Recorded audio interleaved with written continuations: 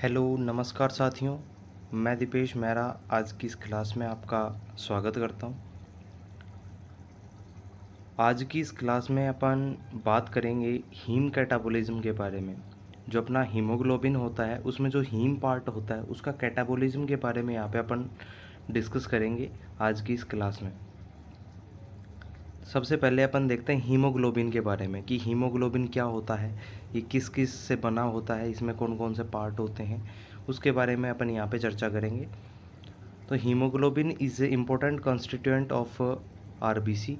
Haemoglobin RBC का एक important constituent यानी पार्ट होता है। आरबीसी में हीमोग्लोबिन पाया जाता है, हम सबको पता है। तो हीमोग्लोबिन आरबीसी का एक इम्पोर्टेंट कॉन्स्टिट्यूएंट होता है। It is a protein present in red blood cell. ये हीमोग्लोबिन जो इसमें ग्लोबिन पार्ट होता है वो प्रोटीन पार्ट होता है, इसलिए इसको बोला गया है कि हीमोग्लोबिन एक प्रोटीन होता है जो कि आरबीसी यानी रेड ब्लड सेल्स में प्रेजेंट होता है, which transports oxygen in our body through blood, जो कि ब्लड के ज़रिए अपनी बॉडी में ऑक्सीजन का ट्रांसपोर्ट करता है। तो हीमोग्लोबिन का काम क्या होता है कि ऑक्सीजन का अपनी बॉडी में ट्रांसपोर्ट करना ब्लड के थ्रू। यानी एक हीमोग्लोबिन होता है वो ऑक्सीजन को कैरी करता है और अपनी बॉडी के जो वेरियस पार्ट्स होते हैं वहाँ तक पहुँचाता है। नेक्स्ट देखें तो normal level of haemoglobin in body, जो बॉडी में हीमोग्लोबिन का नॉर्मल लेवल कितना होता है, तो मेल में 13.5 से 17.5 ग्राम पर डीएल होता है और फीमेल में 12 से 16 होता है। अपन बात करें haemoglobin is composed of two parts. Haemoglobin two part से कंपोज्ड होता है। इसमें एक पार्ट होता है हीम, टू पार्ट से कंपोज्ड होता है। एक पार्ट होता है हीम, दूसरा पार्ट होता है ग्लोबिन। अब हीम और ग्लोबिन के बारे में अपन अलग अलग तरीके से देखें कि क्या क्या चीज़ होती हैं। तो हीम क्या होता है, haem a haem molecule composed of 4 porphyrin. Each porphyrin contains 4 pyrrole rings. एक जो हीम का मॉलिक्यूल होता है वो 4 पोरफायरिन चेन से बना होता है। 4 पोरफायरिन प्रेजेंट है, एक हीम में 4 पोरफायरिन प्रेजेंट होती हैं और एक पोरफायरिन में 4 पायरोल्स रिंग प्रेजेंट होती हैं। मैं आपको दिखाऊं, यहाँ पे जो अपन स्ट्रक्चर देख रहे हैं, तो ये जो आपको 4 स्ट्रक्चर दिखाई दे रही हैं, एक ये स्ट्रक्चर, एक ये स्ट्रक्चर, एक ये है पोरफायरिन। तो एक ये पूरा एक हीम मॉलिक्यूल है, ये पूरा एक हीम मॉलिक्यूल है। जो आपको ये डायग्राम दिखाई दे रहा है ये एक हीम मॉलिक्यूल का डायग्राम है। एक हीम मॉलिक्यूल में 4 पायरोल रिंग चार पोरफायरिन पाए जाते हैं और एक पोरफायरिन में, मैं आपको दिखाऊं यहाँ पर कि आपको दिखाई दे रहा है, एक पोरफायरिन में 4 पायरोल पाए जाते हैं। यहाँ पे आप देख सकते हैं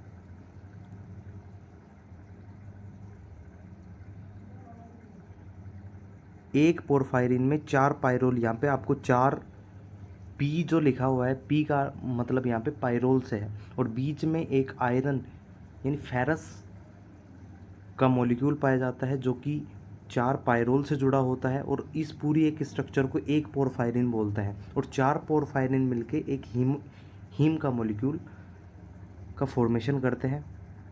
नेक्स्ट अपन देखें ग्लोबिन के बारे में कि ग्लोबिन क्या है। ग्लोबिन एक प्रोटीन पार्ट होता है, it is protein part. Haemoglobin में जो प्रोटीन पार्ट होता है वो ग्लोबिन होता है। ग्लोबिन जो वर्ड है ये ग्लोबुलिन से बना है। तो हीमोग्लोबिन में जो ग्लोबिन होता है वो एक प्रोटीन पार्ट होता है। It is composed of 2 alpha and 2 beta chains. जो ग्लोबिन होता है वो 2 अल्फ़ा और 2 बीटा चेन्स का बना होता है। एक alpha chains contains 141 amino acids and 1 beta chains contains 146 amino acids. यानी एक अल्फ़ा चेन में 141 141 अमीनो एसिड होते हैं और 1 बीटा चेन में 146 अमीनो एसिड होते हैं। तो एक ग्लोबिन में क्या होते हैं, 2 अल्फ़ा चेन होती हैं और 2 बीटा चेन होती हैं। एक अल्फ़ा चेन में 141 141 अमीनो एसिड होते हैं, एक बीटा चेन में 146 अमीनो एसिड्स होते हैं। नेक्स्ट अपन बात करें कि टोटल स्ट्रक्चर कैसी होती है हीमोग्लोबिन की, तो आप यहाँ पे देख सकते हैं हीमोग्लोबिन में एक होता है हीम पार्ट, दूसरा होता है ग्लोबिन पार्ट। हीम पार्ट में अपन देखते हैं 4 पोरफायरिन होते हैं, तो यहाँ पे आपको दिखाई दे रहे हैं 4 पोरफायरिन, एक ये पोरफायरिन, 2, 3 और 4 पोरफायरिन। और चारों के चारों पोरफायरिन 2 अल्फ़ा और 2 बीटा चेन से जुड़े हुए होते हैं। तो यहाँ पे आप देख सकते हैं कि 2 पोरफायरिन तो अल्फ़ा से जुड़े हुए हैं और 2 पोरफायरिन बीटा से जुड़े हुए हैं, ये आप देख सकते हैं। तो कुछ इस तरीके की स्ट्रक्चर हीमोग्लोबिन की होती है। हीमोग्लोबिन 2 पार्ट से मिलके बना है, हीम और ग्लोबिन। हीम जब टूटता है, हीम को अपन देखें, हीम की स्ट्रक्चर में अपन देखते हैं तो 4 पोरफायरिन पाए जाते हैं और एक पोरफायरिन में 4 पायरोल रिंग पाई जाती हैं। ये हो गई हीम की स्ट्रक्चर। दूसरी अपन बात करें ग्लोबिन की स्ट्रक्चर, ग्लोबिन में 2 अल्फ़ा चेन और 2 बीटा चेन पाए जाते हैं। एक अल्फ़ा चेन में 141 अमीनो एसिड होते हैं और बीटा चेन में 146 अमीनो एसिड पाए जाते हैं। नेक्स्ट अपन बात करें breakdown of the haemoglobin. Haemoglobin का ब्रेकडाउन के बारे में अपन बात करें, जो कि मेन पार्ट जो इस टॉपिक का आता है कि हीमोग्लोबिन का ब्रेकडाउन जब होता है, इन हीम का जब ब्रेकडाउन होता है तो क्या होता है, वो अपन यहाँ पे देखेंगे। तो the RBCs have smaller life span. जो आरबीसी होती हैं उनका एक स्मॉलर लाइफ स्पान होता है, यानी बहुत कम समय तक आरबीसी का जीवन रहता है। 120 डेज़ का आरबीसी का लाइफ स्पैन होता है। After 120 days the destruction of RBC start. 120 दिनों के बाद में आरबीसी का डिस्ट्रक्शन स्टार्ट हो जाता है। The destroyed RBC fragmented and haemoglobin is degraded into haem और ग्लोबिन। जब आरबीसी का डिस्ट्रक्शन होगा तो आरबीसी टूटेगी, आरबीसी में क्या प्रेजेंट होता है, हीमोग्लोबिन। और जब हीमोग्लोबिन जब टूटेगा, हीमोग्लोबिन जब डिग्रेड होगा तो ये 2 चीज़ों में टूटता है, एक हीम में, दूसरा ग्लोबिन में। अब haem contain 4 porphyrin chains. Haem में क्या होते हैं, 4 पोरफायरिन चेन्स होती हैं और ग्लोबिन टूटेगा। हीम और ग्लोबिन बनते हैं, तो हीम और ग्लोबिन, तो ग्लोबिन जो पार्ट होता है, ग्लोबिन में होते हैं प्रोटीन, वो प्रोटीन यूटिलाइज कर लिया जाता है दोबारा से। और हीम में 4 पोरफायरिन चेन होती हैं, जब ये टूटता है तो क्या बनता है, आयरन और बिलीवर्डिन। जब हीम टूटेगा तो इसमें 4 पोरफायरिन चेन होंगी, 4 पोरफायरिन चेन जब टूटेंगी तो इसमें क्या बनेगा, एक तो आयरन निकलेगा जो फेरस फॉर्म में था, और बिलीवर्डिन निकलता है। जो फेरस होता है यानी आयरन होता है वो तो दोबारा से बॉडी में यूटिलाइज कर लिया जाता है। Iron is stored in the liver for later use. Iron liver में स्टोर कर लिया जाता है बाद के यूज़ के लिए। और बिलीवर्डिन का क्या होता है वो अपन देखेंगे, बिलीवर्डिन बिलीरुबिन में कन्वर्ट हो जाता है, वो अपन आगे देखते हैं। यहाँ पे आप देख पा रहे होंगे कि हीमोग्लोबिन जब टूटता है तो हीमोग्लोबिन 2 पार्ट में डिवाइड होता है, हीम और ग्लोबिन। जब हीम और ग्लोबिन टूटेंगे, हीमोग्लोबिन जब टूटा, हीम और ग्लोबिन में टूटा, हीम ग्लोबिन तो वापस यूज़ में ले लिया जाएगा, हीम जब टूटेगा, हीम से निकलेंगे आयरन और बिलीवर्डिन। आयरन दोबारा से यूटिलाइज कर लिया जाएगा, स्टोर कर लिया जाएगा, बाद में यूज़ होगा उसका। लेकिन जो बिलीवर्डिन होता है, बिलीवर्डिन जब बनता है तो बिलीवर्डिन रिडक्टेज एंजाइम की प्रेजेंस में बिलीरुबिन में कन्वर्ट हो जाता है। जो बिलीवर्डिन है वो कन्वर्ट हो जाएगा बिलीरुबिन में, और बिलीरुबिन होता है वाटर इनसोल्यूबल होता है, यानी वाटर में सोल्यूबल नहीं होता है और अनकॉन्जुगेटेड होता है।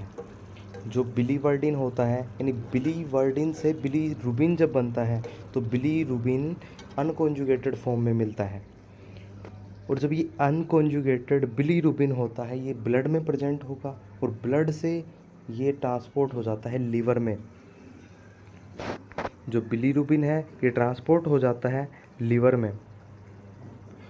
जब लीवर में ट्रांसपोर्ट होता है तो लीवर में जो बिलीरुबिन होता है उसमें 2 UDP ग्लूकुरोनिक एसिड की प्रेजेंस में ये वाटर सोल्यूबल बन जाता है।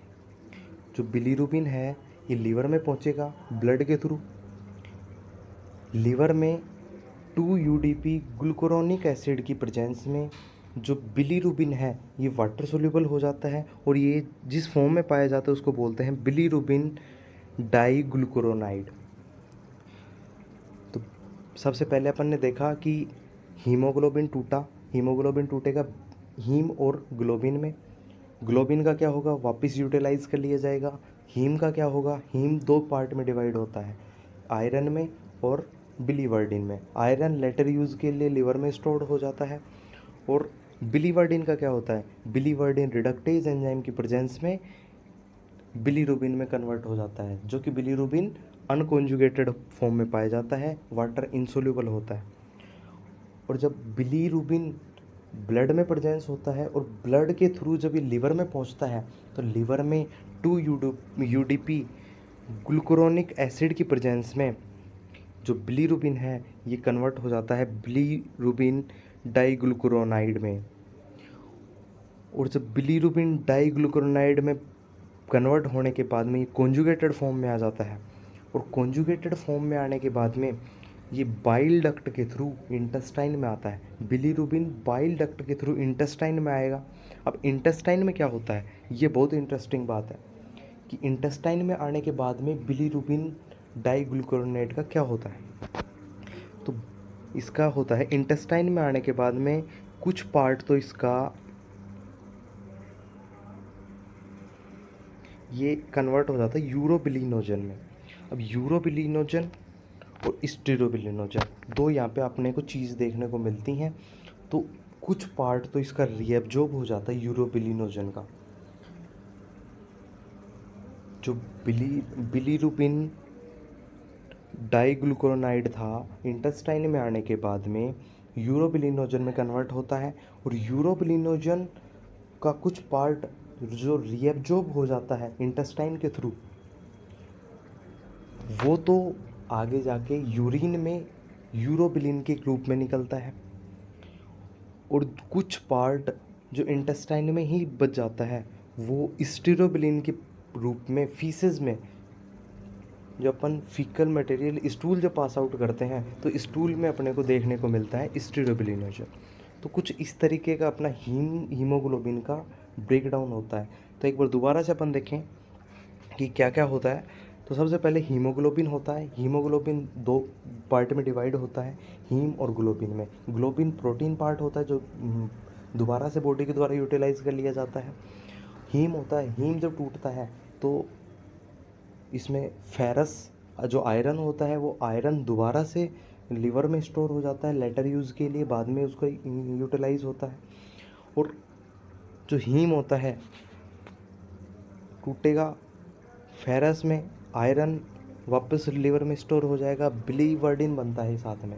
जो बिलीवर्डिन होता है, बिलीवर्डिन रिडक्टेज एंजाइम्स की प्रेजेंस में बिलीरुबिन में कन्वर्ट हो जाता है, जो कि अनकॉन्जुगेटेड फॉर्म में पाया जाता है।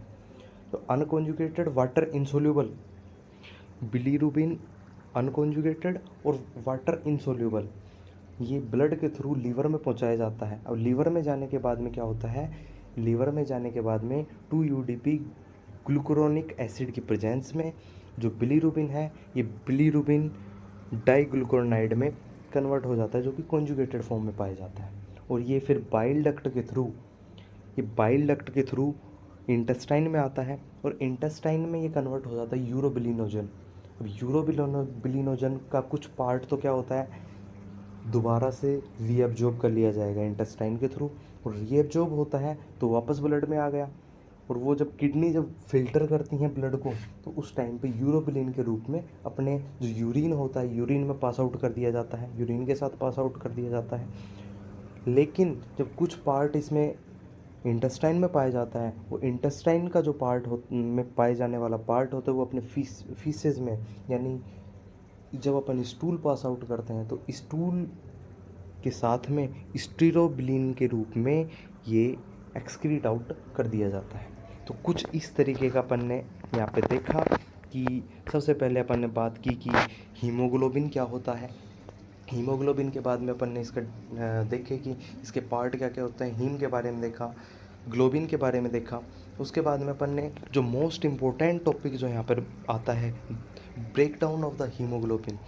हीमोग्लोबिन का ब्रेकडाउन कैसे होता है, ये सबसे इम्पोर्टेंट टॉपिक है।